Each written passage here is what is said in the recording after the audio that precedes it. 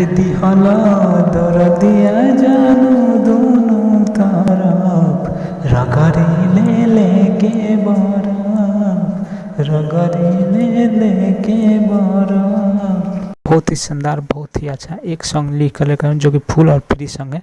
तो दोस्तों सॉन्ग का बोल है जी के नमवा लहरी चलय रहू झंडा फहरी चलय रहू झंडा फहरी।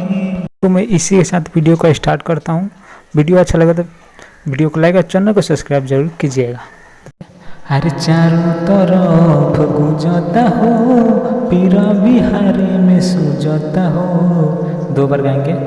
हर चारों तरफ गुजरता हो पूरा बिहारी में सुजता हो। अरे सभे जो पताए हो करे जा गौआ सहरी सहरी। फिर लड़की गाएगी। अरे भैया तेजस्वी जी के नामा लहरी चलय रहू झंडा फहरी चलय रहू झंडा फहरी। फिर अंतर गाएंगे। चाहेला सहरिया जानू पूजेला नगरिया जानू चनमा लहरी चलय रहू झंडा फहरी चलय रहू झंडा फहरी। फिर सेकेंड अंतर।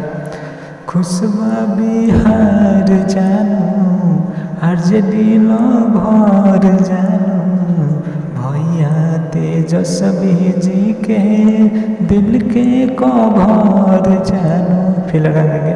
सब करता है फील बाय आरजेडी में दिल अब जानता जनार्दन के कटी मुश्किल।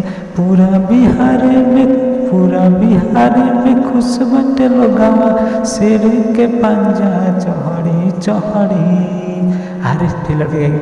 अरे भैया तेजस्वी जी के झंडा लहनमा लहरी चलय रहू झंडा फहरी चलय रहू झंडा फहरी।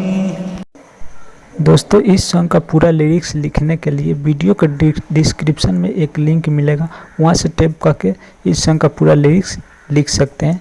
तो चलिए दोस्तों मैं इसी के साथ मैं आप सभी लोग से विदा रहता हूँ। मिलेंगे नेक्स्ट वीडियो।